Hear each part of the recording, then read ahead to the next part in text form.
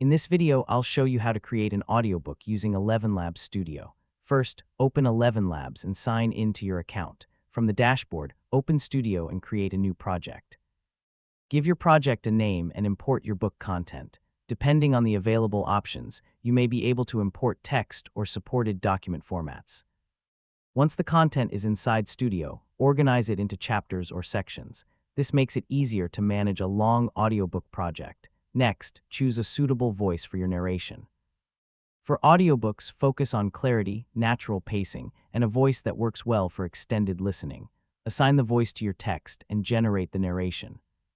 Listen carefully to each section and check pronunciation, pauses, and pacing.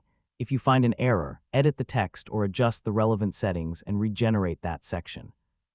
You can also organize different characters or sections with different voices if your project requires multiple speakers. Continue reviewing the audiobook chapter by chapter.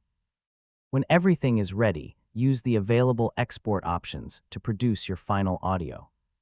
And that's how you can create an audiobook with ElevenLabs Studio, from importing your text to generating and organizing the narration.